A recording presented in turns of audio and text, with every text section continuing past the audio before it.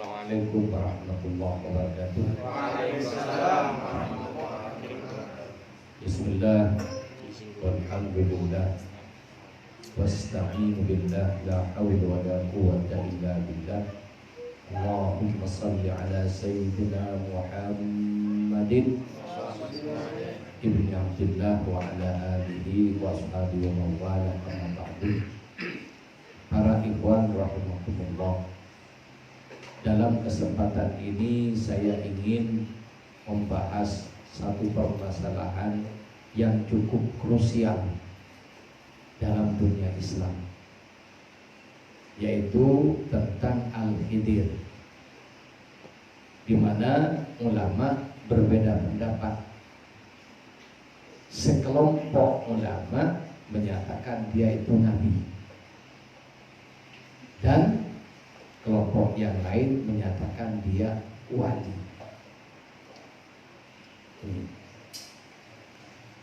Para ikhwan rahimakumullah, guru kita Syekh Ahmad bin Muhammad At-Tijani radhiyallahu anhu dalam kitab Jawahirul Ma'ani yang diimlakkan kepada para ikhwan dan secara khusus dicatat oleh Syed Ali Harazim dan kemudian dikumpulkan dalam satu naskah kitab yang akhirnya diberi nama Jawahirul Ma'ani, yang menjadi kitab pertama dalam Thariqah Tijani. Dalam pengajiannya, Syekh Ahmad At-Tijani radhiyallahu an menjelaskan masalah status martabatnya Balyan bin Malkan, ya, yang terkenal dengan julukan Al-Khidir. Kenapa diberi nama Al-Khidir? Ini banyak versi. Ada yang menyatakan ya, dia itu nuansanya hijau karena Khidir Hadra. Hadra itu hijau. Dimana kalau dia duduk maka di situ menjadi hijau, menjadi subur. Dan berbagai versi tentang kenapa kok diberi nama Al-Khidir. Kemudian yang ingin kita bahas dalam kesempatan ini adalah status dia, apakah nabi atau rasul. Dalam sejarah konon ya, Al-Khidir itu adalah panglima dari Raja Dzulqarnain dulu, ya, masih zaman apa ya, setelah Nabiullah Ibrahim. Jadi dia lebih dulu dari Nabi Musa. Ada seorang raja yang sangat berkuasa dan dia bernama Iskandar Dzulqarnain. Kemudian kekuasaannya meliputi seluruh, ya, pada zaman itu dia menguasai seluruh dunia, sehingga dia keliling. Kemudian dia ingin kekal, ingin hidup kekal, kemudian berusaha bagaimana agar menjadi kekal hidupnya. Dan diantara ikhtiarnya dapat petunjuk harus minum ma'ul hayat, air kehidupan. Dicarilah air kehidupan bersama panglimanya.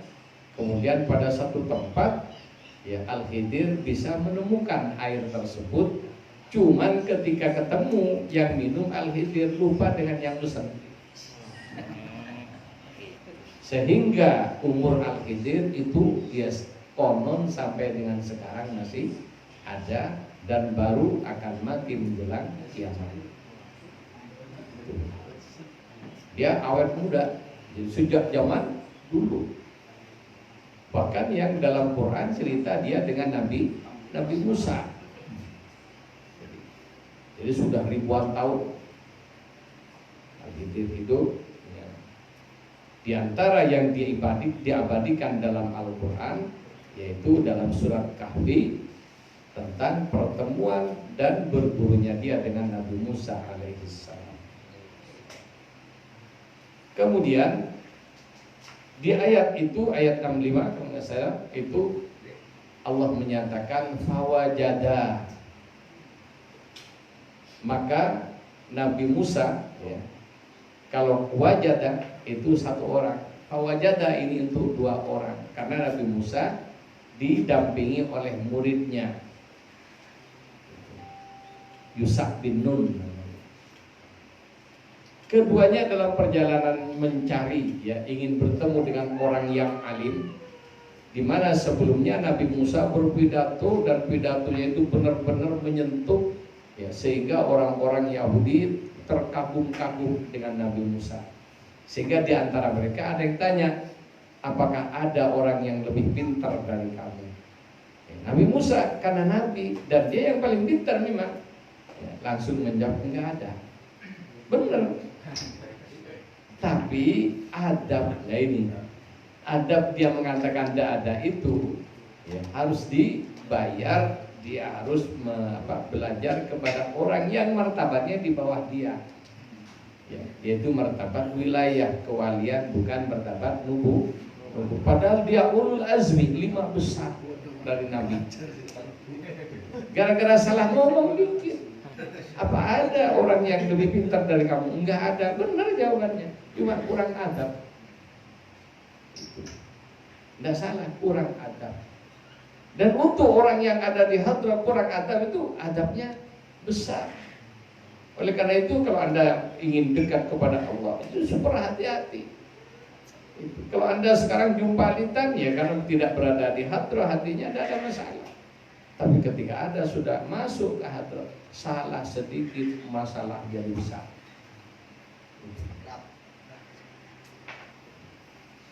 Jadi orang dekat itu bahaya. Laki perempuan tidak punya hubungan apa-apa, jumpa litan tidak ada yang marah. Betul atau tidak? Tapi kalau sudah ada rasa senang, belum jadi istrinya, belum jadi pacarnya, belum jadi tunangannya, ada rasa senang, dia berbuat ini dengan orang, dia akan marah, cemburu. Ini barusan. Lah apalagi sudah diangkat jadi pacar, apalagi nikah jadi tunangan, apalagi sudah jadi istri. Bukan tambah merdeka, tambah tertutup kemungkinan untuk macam-macam.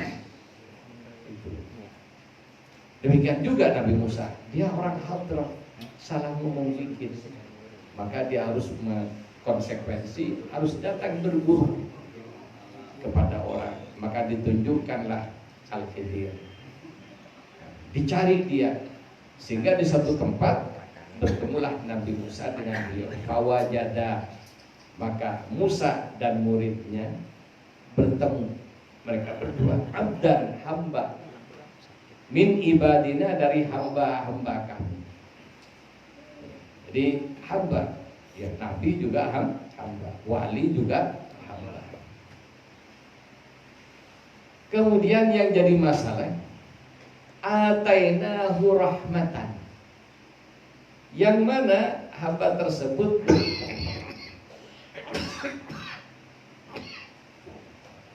memberi kepadanya rahmat. Jadi atainahu rahmatan min indina, dari sisi Allah. Lah ini ulama menafsirkan di tafsir Jalalain, ya, nubuwatun fi qaulin. Jadi rahmatan ini ada pendapat bahwa itu adalah martabat ke Nabi. Wa wilayatun fil akhar. Ulama yang lain, sekelompok ulama yang lain beranggapan itu adalah kewalian. Jadi ada dua versi. Kemudian mu'allamnahu min ladunna ilma, dan Al-Khidir itu Allah beri ilmu yang langsung dari sisinya. Para ikhwan rahimakumullah, dari sinilah ada versi dia wali, dia nabi. Kemudian di Jawahirul Ma'ani dijelaskan pendapatnya seorang aulia besar namanya Syekh Zarruq. Syekh Zarruq menyatakan bahwa karena ada ulama berkata bahwa Al-Khidir adalah nabi, yang mengingkari martabat kenabiannya kafir. Kemudian Syekh Zarruq menanggapi pernyataan ini, ya, di mana saya tidak menyalahkan total dengan pernyataan orang itu, tapi mengkafirkan orang yang ingkar itulah yang saya tentang. Itu katanya Syekh Zarruq. Kemudian Syekh Zarruq ini menjelaskan bahwa yang beranggapan Al-Khidir itu adalah nabi adalah ulama zahir, ulama fikih dan ulama ilmu zahir yang lain. Adapun para arifin, para ahlul ma'rifah ilallah, kompak mereka menyatakan dia adalah wali min auliyaillah.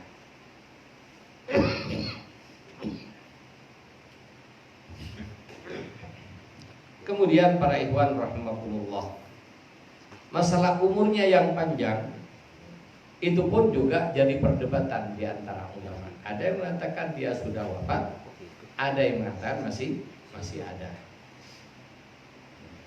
Kemudian yang kita bahas sekarang perbedaan martabat wilayah dengan nubuahnya, martabat kewalian dan kenabiannya, di mana dia saat ini masih hidup dan banyak orang bertemu dengan dia, bahkan banyak orang bertawassul kepada dia sebagai nabi, kan begitu. Terutama mereka yang senang dengan ilmu hikmah. Sehingga kalau ilmu hikmah yang khusus-khusus mesti tawassulnya dengan Nabi itu. Dan yang juga ya kebanyakan orang beranggapan kalau ingin ketemu dia ya harus tirakan di sungai. Ya, karena dia dianggap penguasa air. Ini diantaranya. Jadi bahkan ya, jadi saya sendiri punya doa yang ijazahnya sanadnya nyambung dengan beliau. Dan doanya itu ya ketika ditalqin 3 kali tidak hafal ya sudah, berarti yang bersangkutan tidak berhak. Itu. Tapi kalau memang berhak, ditalqin 3 kali hafal dan selamanya tidak akan hilang walaupun tidak pernah dibaca. Karena saya andaikan saya beri, tidak saya anjurkan untuk dibaca. Kenapa? Kalau dibaca bahaya. Apalagi kayak saya sering naik pesawat. Itu. Karena apalagi Pak lupa dibaca, di dalam ruangan begitu dibaca terbakar. Itu. Kalau besi dibaca bisa lembek. Jadi bisa kayak Samson. Atraksi. Iya ditontonkan. Sehingga ini akibatnya nanti kalau yang pegang ini orang yang tidak benar-benar hati-hati jadi tontonan. Tapi nanti juga repot. Kenapa? Ya coba kalau berjalan dari sini ke Brebes jalan kaki, naik motornya rusak, naik mobilnya rusak. Iya kalau itu dia. Kalau begitu dibaca jalan kayak di darat itu jalan ngalir. Kalau sudah kayak gitu itu jangan nyentuh besi. Ya. Bahkan peluru jadi air. Gitu. Daun jadi peluru pecah jadi air. Itu diantara asror ya, yang sanadnya kepada dia. Mau?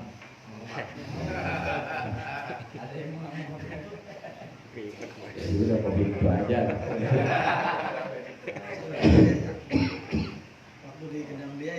Baik, para ikhwan rahimahumullah. Jadi kita berbicara status dia.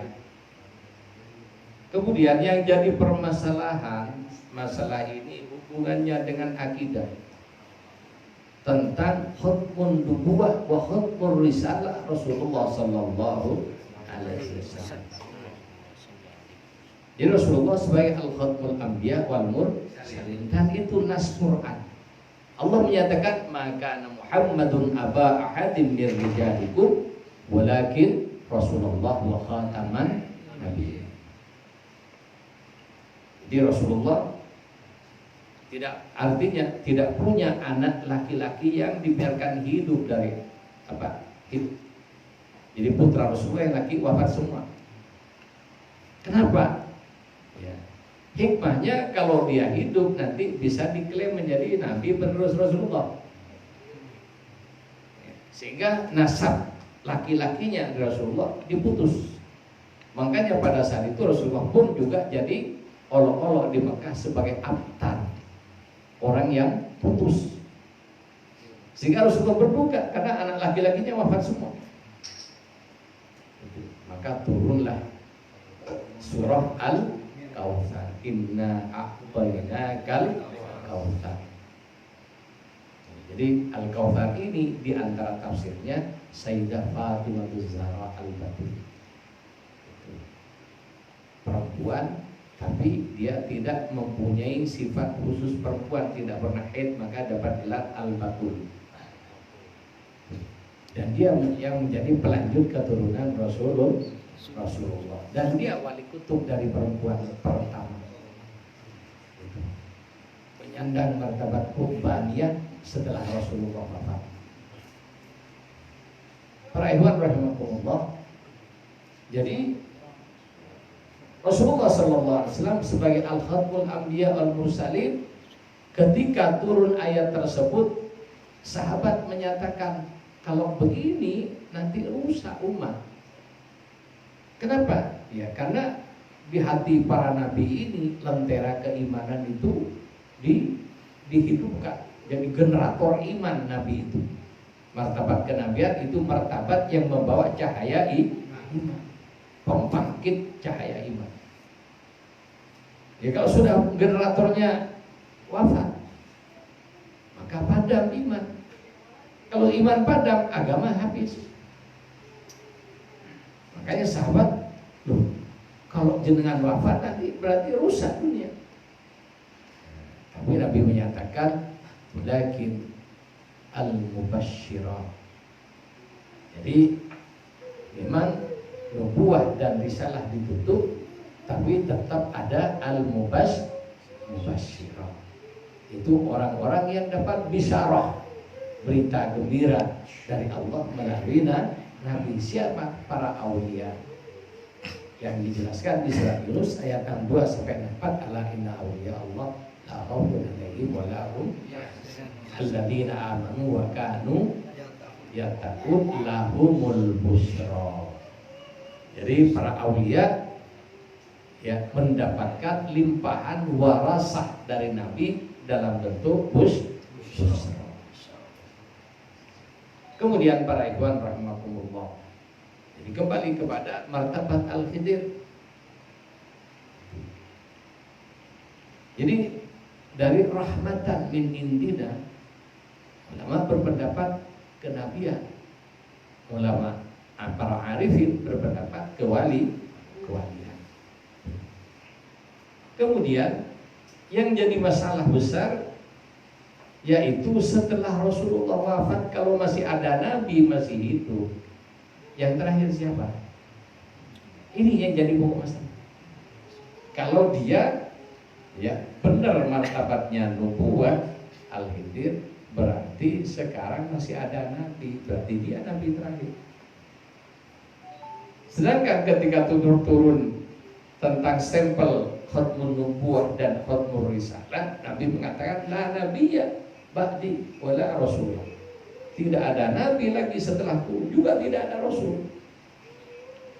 Itu. Ini yang jadi pokok permasalahan. Jadi kalau masih ada nabi sekarang, berarti ada nabi terakhir setelah Rasulullah. Padahal sudah nas Quran ya, tidak ada nabi. Dan dia ditegaskan dalam hadis Nabi, tidak ada Nabi dan tidak ada Rasul setelah Rasulullah sallallahu alaihi wasallam. Kemudian yang kedua, dan kita Ikhwan Tijani wajib mengikuti keyakinan gurunya Sayyidina Syekh radhiyallahu, dia wali bukan nabi. Karena sudah jelas Khatmul Anbiya wal Mursalin itu nas Quran Rasulullah sallallahu alaihi wasallam. Tanda bahwa dia bukan nabi ya, di antaranya dalam proses tarbiyah. Ketika pertama dia ditarbiyah oleh Nabi Musa, ditarbiyah Al-Khidir. Al-Khidir membunuh anak kecil yang masih belum balik, tidak punya dosa, dibunuh. Lagi asik bermain di pinggir pantai, diambil, dipeluntir kepalanya, meninggal. Akhirnya Nabi Musa teriak, "Loh, kamu telah berbuat kemungkaran yang besar, membunuh orang." Akhirnya kan ngeritik ini kan, menentang. Maka kata Al-Khidir, "Lah perjanjian kita gimana Musa?" Ya mohon maaf deh, dimaafin. Jalan lagi, numpang kapal gratisan, kapalnya dirusak sama itu. Coba kalau sampean punya mobil, punya motor, ada bonceng, kemudian dipreteli kasurannya. Itu kata Nabi Musa, gimana ini kita dikasih gratisan kok ngerusak ya. Kamu telah berbuat tidak benar ya, kata Nabi Musa. Kata Al-Khidir, perjanjian kita gimana? Akhirnya hitung 2 kali. Ketiga kalinya kerja bakti, masuk lewat satu kampung, penduduknya pelit-pelit semua, minta air aja enggak dan dikasih. Padahal ada orang hajatan, ya tidak mau ngasih. Padahal orang hajatan ini tidak mau ngasih, saking pelitnya. Setelah itu ada rumah doyong sudah mau rubuh, diperbaiki sama itu. Dan Nabi Musa harus ikut kerja bakti. Selesai Nabi Musa ngedumel, tahu ngedumel? Itu. Ya, jadi menggelutu. Kata Nabi Musa, ya ini kalau minta ongkos kan bisa untuk beli makan siang. Akhirnya kata Al-Khidir, ini sudah 3 kali. Hadza firaqu baini wa bainak, ini salah 3 kali, tentang 3 kali putus. Ini salah. Yang diputus Nabi lah, bukan tanggung-tanggung. Apalagi hanya kayak kita ini. Nabi dipecat, ya, jadi murid. Kalau sampai 3 kali tentang guru. Oleh karena itu hati-hati dengan Sayyidina Syekh radhiyallahu. Para ikhwan rahimahullah. Jadi pertanyaannya, tak mungkin Nabi bisa menjadi guru, wali bisa menjadi gurunya Nabi. Karena Nabi mesti lebih pintar dari wali, kan itu kan? Yang namanya guru harus lebih pintar dari murid. Lah kok ada wali bisa jadi gurunya Nabi, berarti lebih pintar dari Nabi. Logis kan? Nah, disinilah terletak permasalahannya. Jadi saya menjelaskan, apa mustahil ada orang lebih pintar dari Nabi, padahal martabatnya wali. Sebagaimana Al-Khidir ngajarin Nabi Musa.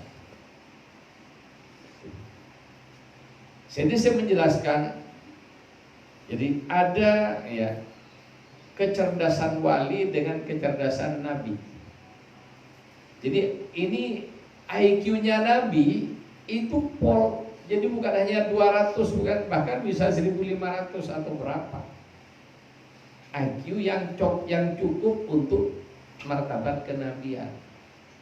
Kenapa? Ya Nabi fisiknya harus lebih kuat, rohaninya juga harus lebih kuat, otaknya harus lebih kuat. Makanya ketika Nabi Musa akan berbicara dengan Allah, di-upgrade dulu telinganya, di-upgrade dulu lidahnya, dan lisannya 70.000 kali lipat, baru bisa dengar, baru bisa ngomong. 70.000 kali lipat kekuatan telinga dan lidahnya orang umum yang paling kuat. Dilipat gandakan 70.000 kali, kayak apa kekuatannya? baru bisa ngomong dan mendengar firman Allah secara langsung. Wa kallamallahu Musa taklima. Di Jawab Ma'ani saya bisa menjelaskan di upgrade dulu 70.000 kali lipat. Terus bagaimana ilmunya ini, kok ada wali jadi gurunya Nabi? Tidak mungkin secara akal. Ya, saya menjelaskan ilmu itu, ilmunya para nabi secara khusus adalah ilmu bagaimana dia sibuk kepada Allah Subhanahu wa Ta'ala. Jadi pandangan para nabi, ya, andai kan ibaratnya memandang ke atas terus. Jadi kalau masalah ma'rifah billah, tidak ada yang melebihi para nabi. Jadi karena Nabi pada kamalul ma'rifah ilau. Di para nabi itu mempunyai ma'rifah khusus lebih di atas semua orang, ma'rifahnya kepada Allah Subhanahu. Dan para nabi sibuk, hatinya tenggelam karam dalam Allah. Ingat Allah. Saya lupa dengan makhluk. Bahkan bisa saja tidak tahu sama makhluk. Karena saking sibuknya dia memandang kehadiran Allah Subhanahu wa Ta'ala. Adapun para aulia diberi ma'rifatullah, tapi tugasnya para aulia ini ibaratkan di kantor manajemen, ngurusin karyawan. Itu. Sedangkan para nabi itu direktur, tidak ngurus karyawan. Direktur bagaimana kebijakan dan ini memandang ke depan. Sehingga kalau tanya baut, caranya ngencengin baut, jangan tanya direktur tak tahu. Itu. Tapi kalau tanya kebijakan perusahaan, direktur yang tahu. Itulah. Jadi para nabi sibuknya adalah zikrullah, ma'rifah kepada Allah, ibadah kepada Allah. Jadi hatinya tidak ada ruang untuk itu, sehingga tidak tahu dengan sesuatu, dengan kejadian di muka bumi, pantas karena dia jarang ke situ arealnya. Adapun para aulia, ya, itu memang dapat tugas menghadapi masyarakat. Sehingga ilmu yang dipunyai oleh para aulia adalah ilmu yang akan terjadi kepada alam semesta, termasuk pada manusia. Contohnya dari peristiwa Al-Khidir. Sebelum berpisah, Al-Khidir menjelaskan, Musa, agar supaya kamu tidak sudon, agar kamu tidak bertanya-tanya, penasaran berpisah dengan saya kasih tahu kenapa kok saya membunuh anak kecil itu. Anak kecil itu kalau gede nanti jahat. Orang tuanya dia orang saleh.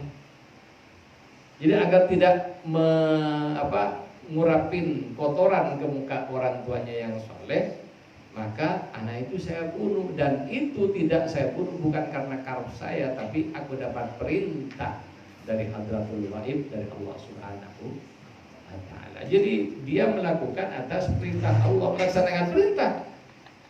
Kalau Allah yang merintah apa? Wajib. Bagaimana membunuh orang? Kan gitu. Loh, Nabi Ibrahim perintahnya membunuh anaknya.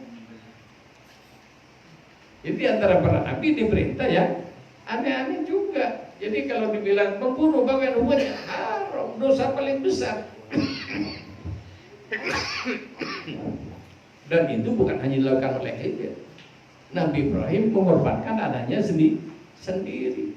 Tapi takdirnya dia harus selamat. Jadi karena Allah yang berintah dan dia melaksanakan perintahnya, tidak dosa. Yang dosa kalau dilarang dilakukan. Kemudian yang itu, kapal itu gimana? Dan kapal itu kalau tidak aku rusak dirampas, karena di sebelah sono ada operasi zebra. Operasi ini. Kenapa? Ada raja akan perang. butuh armada. Jadi perahu-perahu yang bagus dirampas oleh kerajaan. Maka aku rusak sehingga ketika lewat mereka tidak tertarik untuk merampas perahu ini. Jadi hakikatnya menguntungkan walaupun akhirnya merugikan. Kemudian yang rumah itu gimana? Ya rumah itu punya orang saleh. Yang di bawah rumah itu ada harta karun yang akan diwariskan kepada anaknya orang soleh itu kalau udah besar.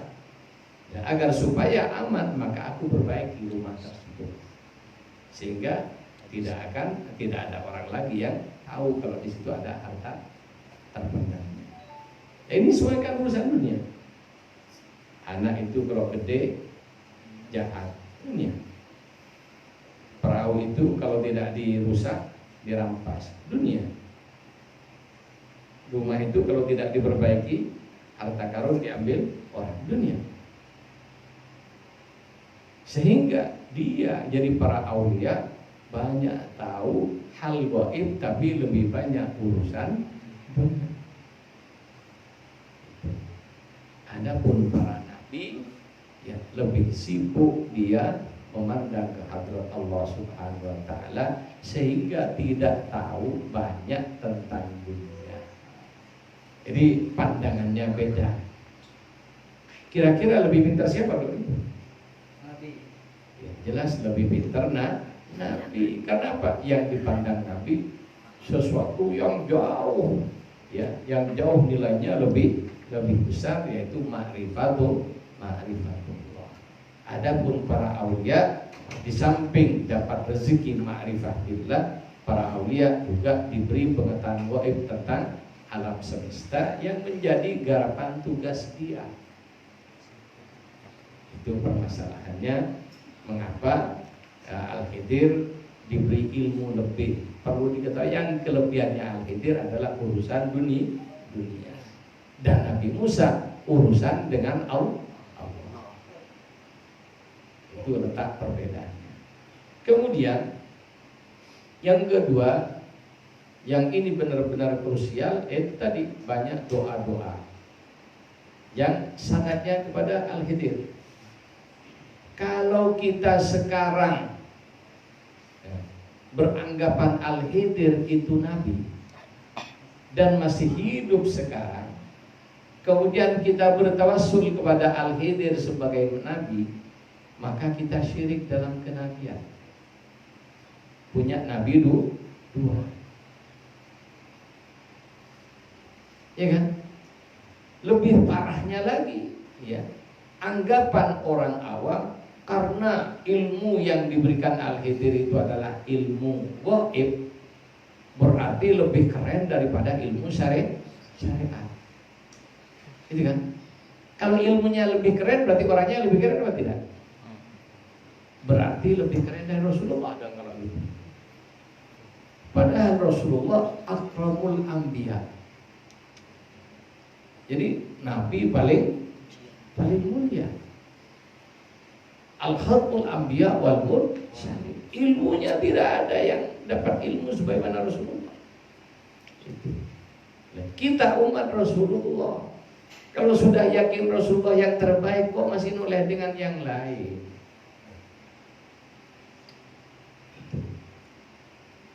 Contoh, saya walaupun sekarang ada di wilayah Bekasi, karena saya Jakarta, saya penduduk DKI. Kemudian karena misalnya saya senang, ya, daerah Indramayu begini banyak mangganya. Kemudian saya pesan ke Kang Asep, aku ingin KTP Indramayu deh. Kira-kira ya urusan KTP ini saya benar atau salah?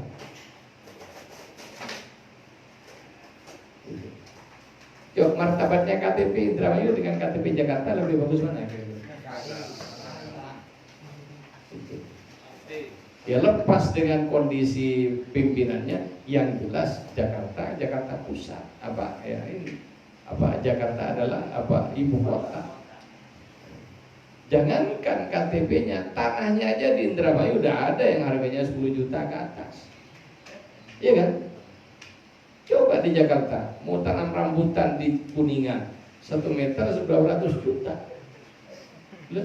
Daerah Kuningan sampai 200 juta per meter. Sehingga kalau ingin nanam rambutan tempatnya aja sudah 200 juta. Gimana hal buahnya berapa nanti harganya?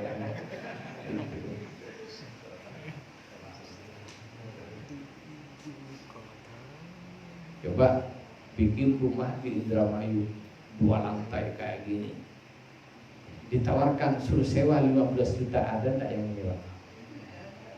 Enggak ada. Paling ditawar 2,5 atau 5 juta. Udah mahal katanya kalau di kampung. Sehingga banyak rumah di kampung tidak ditempatin, malah orangnya nyuruh orang ngebayar untuk tempatin. Umum apa tidak? Itu. Kalau di Jakarta belum jadi, yang mau kontrak sudah ada. Itu salah satu keistimewaan kan gitu. Kalau kita ini menjadi penduduknya Rasulullah Sallallahu Alaihi Wasallam, yang mana ibadah umat Nabi Muhammad Sallallahu Alaihi Wasallam 2 rakaat di hari Jumat sama dengan nilai ibadahnya umat Nabi Musa 80 tahun. Jadi ibadah 80 tahun umat Nabi Musa cukup sama dengan ibadah sholat Jumat kita 2 rakaat. Umat Nabi Musa ada yang punya Lailatul Qadar. Umat Rasulullah umurnya pendek, kecil-kecil, malas-malas, ngantuan. Tapi karena kondisi kayak gitu dikasih Lailatul Qadar khairum min alfi syahr, semalam nilainya 1000 80 tahun. Belum lagi selawat Fatih. Itu sudah di luar lagi. Lah ini, kalau sudah punya nabi keren kayak begini masih nyari yang lain, mau apa? Sasar enggak? Itu. Kemudian ketika tawassul, sekarang Anda punya anak, ngaku orang lain bapaknya, gimana Anda? Ya coba, punya anak diasuh mulai kecil, gede bilang saya anaknya Pak B. Punya anak diopenin, siap dikasih apa saja yang diinginkan. Setelah besar lebih senang dengan bapaknya tetangga dan minta-minta sama dia, gimana kamu? Tersinggung tidak? Rasulullah Sallallahu Alaihi Wasallam sampai ketika mau wafat yang diucapkan ummati, ummati, ummati. Kok masih nyari-nyari nabi lain? Perhatian Rasulullah sampai kayak gitu. Itu. Dan yang lebih bahaya ketika beranggapan ilmu laduni itu sumbernya dari Al-Khidir, ini keliru besar. Tidak ada ilmu para nabi berasal dari ilmunya Rasulullah. Jadi para nabi mengambil ilmu dari Nabi Adam sampai Nabi Isa alaihissalam, ilmu kenabiannya, ilmu kerasulannya, dan macam-macam yang dia berikan oleh Allah berasal dari lautan ilmunya Rasulullah Sallallahu Alaihi Wasallam. Tidak ada nabi yang punya ilmu karpe duit.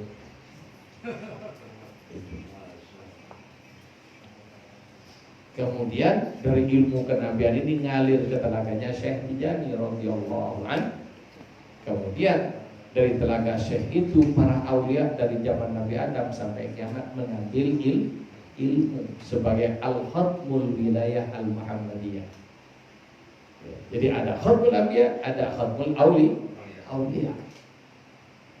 Khatmul anbiya para nabi ngambil dari nabi khatmul aulia, dan al-khatmul aulia para wali ngambil dari ilmunya dari khatmul aulia dari Syekh radhiyallahu.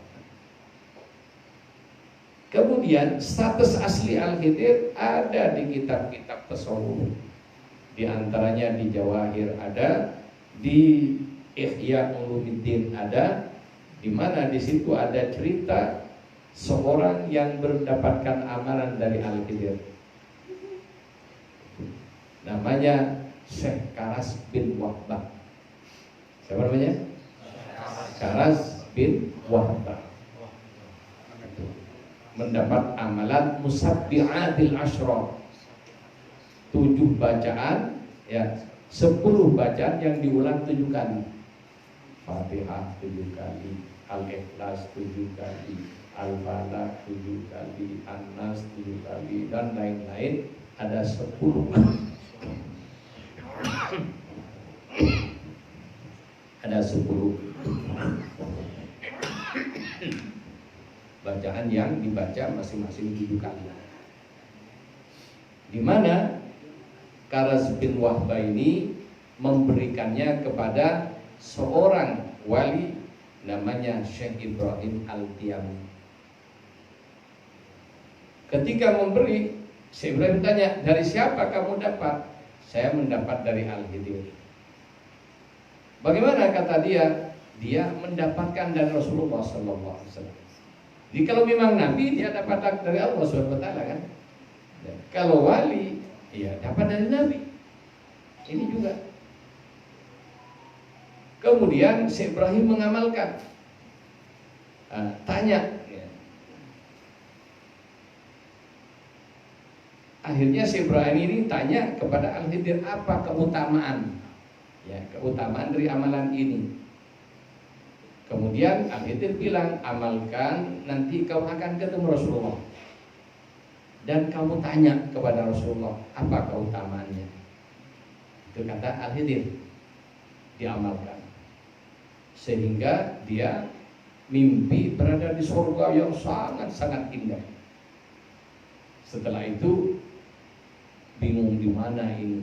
Maka bertemulah dia dengan Rasulullah. Kemudian dia bertanya, ya Rasulullah, apa tempatnya? Inilah surga. Untuk siapa ini ya Rasulullah? Yang mengamalkan al-musabbi'atil asyra. Apakah kalau amalan itu saya berikan kepada orang lain dan orang itu mengamalkan, dia dapat seperti ini juga? Iya, kata Rasulullah.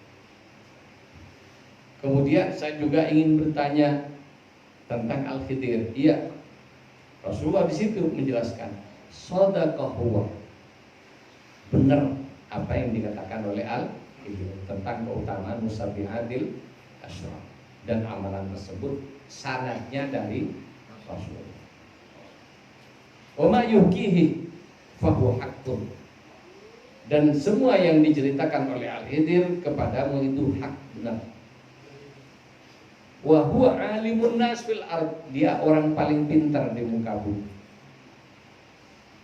Kemudian setelah itu wa huwa rasul abdan, dan dia adalah pimpinan wali abdal. Jadi wali abdal ini wali tingkat menengah, bukan wali tingkat tinggi, wali tingkat menengah. Jumlahnya seluruh dunia dalam setiap masa ada 7 orang. Wakilah 40 orang. Jadi intinya ada yang berpendapat 7, ada yang berpendapat 40. Di mana kalau wafat 1 maka dia harus diganti. Jadi jumlahnya tetap harus 40. Nama martabatnya wali abdal, dan Al-Khidir adalah pimpinannya. Jadi kalau wali, ya, kalau kita berpendapat dia wali, selesai. Kenapa? Sudah tidak ada nabi. Dan kalau memang tidak ada nabi, pelanjutnya wali. Tapi kalau kita berpendapat tetap nabi, berarti masih ada nabi. Sekarang berarti yang terakhir di dia. Sedangkan Nabi Isa alaihissalam, ya, Nabi Isa alaihissalam nanti turun ke muka bumi, itu pun bukan membawa martabat kenabian, tidak. Dia menjadi wali al-khatmul awliya al-amah. Nabi Isa turun menjadi martabat, menyandang martabat khatmul wilayah, ya, penutup para wali al-amah. Apa artinya? Ketika dia wafat, tidak ada wali lagi setelahnya.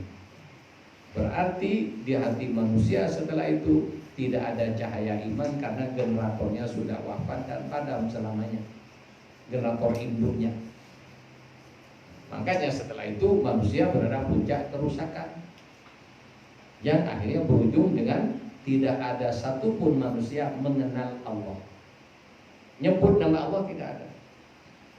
Sehingga kiamat terjadi. Kenapa? Kalau masih ada satu aja di muka bumi orang nyebut Allah, apalagi bisa lengkap dengan la ilaha illallah, kiamat mundur 100 tahun. Tidak usah kaget sekarang orang bilang kayak kiamat mau besok saja itu.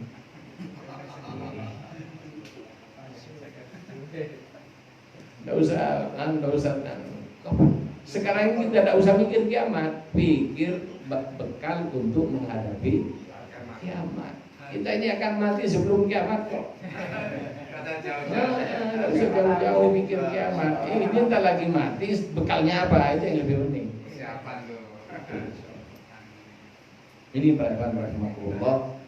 Jadi Al-Khidir statusnya sebagai wali dan martabatnya Rasul Abdal, pimpinan wali abdal. Kalau ada orang ngotot tanya, silahkan buka Ihya jilid 1. Kalau nggak salah halaman 232. Ya, halaman 232 sekarang. Lupa halamannya saya. Yang jelas sudah lembar terakhir tentang musabbi'atil asyrah. Amalan ya 10 bacaan yang dibaca 7 kali. Ceritanya tentang Syekh Ibrahim Al-Tiami yang mendapatkan amalan dari Syekh Karas bin Wahbah, yang mendapatkan amalan dari Al-Khidir alaihissalam. Kemudian ya, jadi yang krusial juga para ikhwan rahimakumullah ya, dengan masalah ini ya, termasuk ikhwan thariqah Tijani, kita ini tidak usah kemana-mana lagi, tidak usah nyari ke sana kemari amalan ini itu dan sebagainya ya. Jadi untuk urusan dunia dan akhirat kita dari lazim, wadifah, hailalah ini sudah super cukup. Bukan hanya cukup, super cukup. Cuma karena kita tidak tahu dengan kandungannya, dimasukin saku, tidak tahu ada apa isinya. Jadi amalan kita ini ya seperti kita membawa senjata pusaka tapi tidak tahu cara pakai dan tidak tahu manfaatnya apa. Hanya bilang saya orang Tijani. Ada apa di Tijani? Apa wiridnya? Tidak tahu.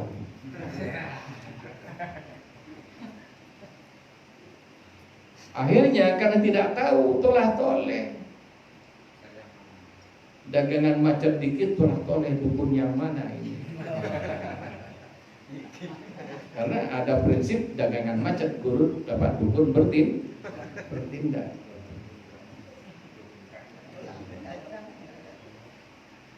Ya kita kaji, tidak usah repot-repot, ya. Kan urusan dunia ini kan urusan makan, rezeki kan gitu kan. Dan yang perlu kita sadari, rezeki tidak ditentukan oleh berapa banyak kita kerja, tidak. Pendapatan kita penentunya Allah. Adapun jam kerja kita, banyak orang yang kerjanya panjang dapatnya dikit. Ada orang kerjanya dikit dapatnya banyak. Itu. Ya seperti yang selalu saya jelaskan, paling gampang sehari-hari sekarang sudah pinggir jalan banyak orang menyewakan rental komputer, ya kan? Kemudian jasa ngetik. Ya, jasa pengetikan di komputer. Satu lembar berapa? 2.500 kan gitu. Ini kalau martabatnya tukang ketik pinggir jalan, satu lembar 2.500. Sehingga kalau ngetik dari pagi sampai sore dapat 30 lembar, tinggal kali 2.500 berapa? 25.000, 75.000. Kalau 30 lembar kan itu sehari. Sampai maaf sampai ngomong semua boyoknya sudah semua. Di sebelahnya ada kantor notaris ngeluarin 1 lembar perjanjian karena perjanjian yang ecek-ecek. Berapa? 600.000 selembar. Kenapa? Di situ ada martabat, ada pangkat. Jadi penentu rezeki kita itu bukan murni lamanya kita kerja, ya. Tapi diantara penentunya adalah apa martabat kita. Oleh karena itu, ya kita ayo harus kerja cerdas.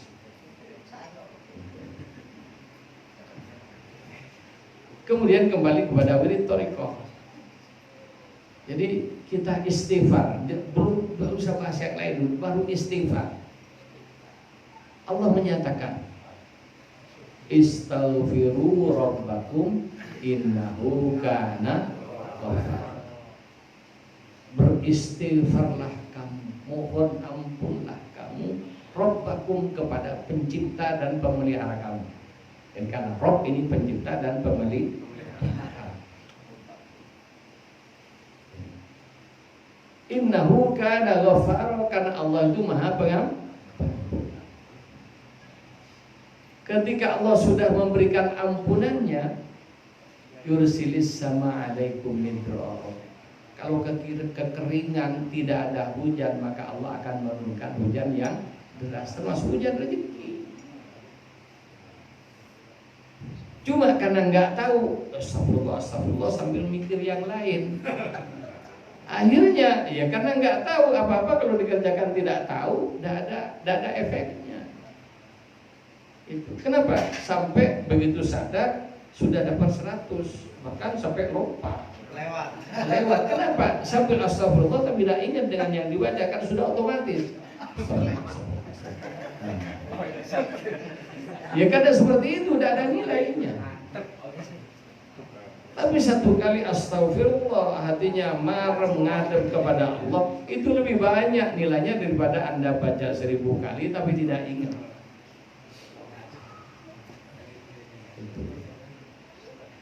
Jadi kalau kita istighfar dengan benar, maka innahu kana ghafar, Allah Maha Pengampun. Setelah itu yursilis sama alaikum midrara. Allah akan menurunkan hujan yang deras, termasuk hujan rezeki. Ditegaskan wa yumditkum bi amwalin, dan kamu akan diikuti, ya. Diikutkan kepada kamu, diberikan kepada kamu madad, ya, ditambahkan kepada kamu bi amwalin, dengan harta. Jadi sudah cukup di istighfar, sudah dapat urusan itu. Tapi karena nggak tahu tolah-toleh buat apa ya biar rezeki lancar, kan gitu kan?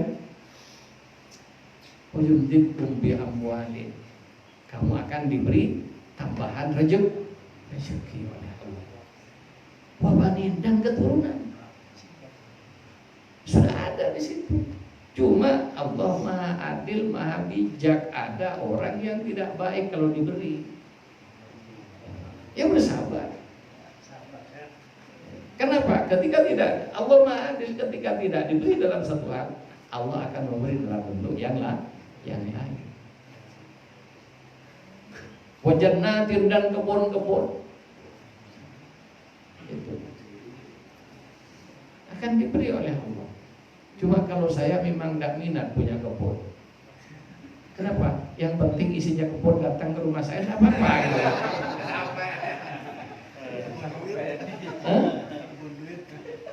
Jadi alhamdulillah, pingin mangga, orang itu mau jauh-jauh bawa mangga ke sini, kan itu. Jadi saya tak punya kebunnya tapi dapat buahnya, kan lebih enak kan. Gak usah ikut manjat, gak usah. Masalahnya mahal Jakarta gitu. Ya. Tanamnya mahal. Ya bukan masalah itu, ini bagian dari, ini juga penting kita kepada Allah Subhanahu wa taala caranya minta. Makanya Nabi Ibrahim itu ketika minta mendoakan kota Mekah, pertama Nabi Ibrahim menyatakan ini fi wadin, ini apa di ayat itu apa, subhanallah wa sallallahu alaihi Muhammad, apa lupa ayatnya. Ya intinya apa lalanya dari ayat itu min dzurriyyati, dari anak keturunan fi wadin, di lembah. ghairi dzi zar'in, ya, yang tidak ada tumbuh-tumbuhannya, yaitu Mekah, lembah yang tidak ada tumbuhannya. Inda baitikal muharram, di samping Baitul Haram. Jadi Nabi Ibrahim meletakkan sebagian dari keturunannya di samping Bait Al-Haram, di lembah yang tidak ada air, tidak ada tumbuh-tumbuhan. Kemudian akad pertama apa? Hablum minallah, Rabbana liyuqimas shalah. Ya Allah, agar supaya mereka menegakkan sholat. Ini akad pertama. Hablum minallah. Setelah itu hablum minannas. Waj'al af'idatam minan nas. Ya Allah, jadikan hati sebagian, tidak diminta semua, tapi karena kabul, yang datang ke Mekah antri sampai nunggu bertahun-tahun. Ini kalau doa kabul. Waj'al af'idatam minan nas tahwi ilaihim. Ya Allah, jadikanlah hati sebagian manusia condong kepada anak keturunan itu. Kita selaku umat Islam, ya, mau diakui atau tidak, ada kecondongan, senang melihat wajah orang Arab. Walaupun ada sudah umat Islam yang benci sama orang Arab, sampai bilang kadal gurun lah macam-macam. Berarti Nabi menolak masuk golongan itu nanti. Kalau orang Arab dikasih judul apa, dikasihin, nanti Nabi bisa kena dengan itu. Bahaya ini istilah kadal gurun. Melecehkan Nabi juga, Nabi orang Arab. Ujung-ujungnya nanti minta syafaat Rasulullah. Cucunya di bidang kadal gurun. Alhamdulillah. Waj'al afidatam minan nas tahwi ilaihim. Hablum minan nas. Allah minta sebagian hati manusia senang dengan mereka. Kenapa? Tanpa senang repot juga, tidak mau datang, tidak mau hubungan kan. Tapi kalau sudah senang, maka terbuka yang lain. Kemudian warzuq ahlam minas samarat, dan berilah rezeki penghuni Mekah itu dengan buah-buahan. Jadi nyari pohon mangga di situ enggak ada, tapi nyari mangga banyak macamnya. Nyari pohon kurma enggak ada, tapi nyari kurma saya hitung 23 jenisnya.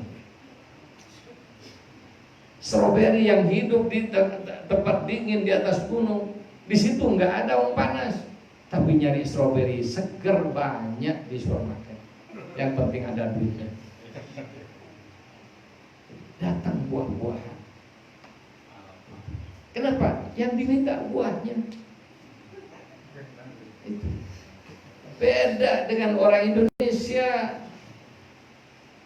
Coba tanya sama Cina, oh mau kemana cari duit, ya kan? Kalau bahasa Cina cari cenan, cen itu duit. Coba tanya ke orang Arab, mau kemana cari rezeki, cari rezeki. Orang Jawa, Kang kemana? Ada kan? Kemana kan? Enggak ada. Ada yang mana? Cari kerja. Ya dapat kerja, duitnya nggak dapat, cari kerja.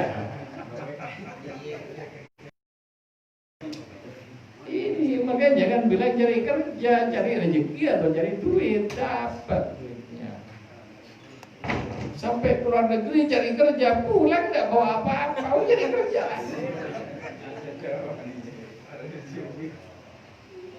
Ini doanya Nabi Ibrahim, gimana? Minta rezeki buahnya, tidak minta kebunnya. Kenapa? Kalau dikasih kebunnya kerja, tidak sholat, nanti sibuk dengan kerja. Karena minta buahnya, sholat, habis sholat tinggal.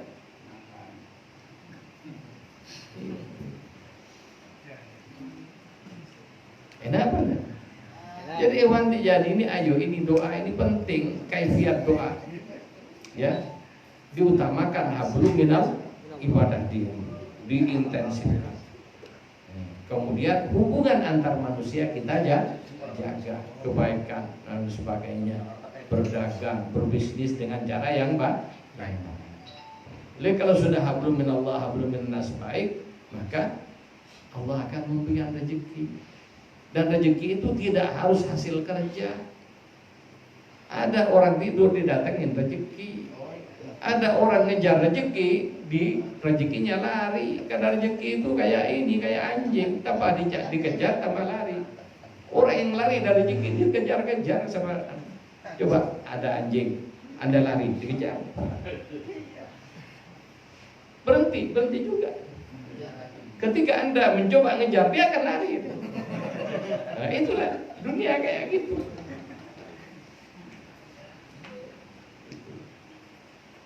Ini para ikhwan rahimakumullah. Jadi kembali lagi kepada inti masalah, Al-Khidir wali bukan nabi. Ya perkara orang lain berpendapat Nabi moto silahkan, tapi kita muridnya Syekh Tijani, di mana beliau seperti ini penjelasannya di kitab Jawahirul. Kalau yang lain, perkara yang lain masih ngotot, silakan suruh buka kitab Ihya Ulumuddin tentang sejarahnya amalan Musabbihatil Asyra jilid 1 halaman 230 berapa gitu, lupa saya. Jadi di situ ada kalau ingin di bawah ada misalnya apa Ihya, nanti dibuka lagi ya. Kalau takut salah nyebut nanti. Ini seperti itu. Moga-moga penjelasan ini membawa manfaat dan tambahan wawasan kepada kita. Kemudian sekali lagi tolong masalah selamat Natal tadi kita tidak perlu adu dalil ya. Yang kita kembali kepada bijaknya kita menyikapi masalah perbedaan pendapat. Oke lah semua kita ya, kita maklumi ya, baik yang melarang maupun yang membolehkan, akan tetapi yang namanya pendapat, ada pendapat benar, ada pendapat yang salah. Kalau ternyata salah, ya nanti kita yang buntung.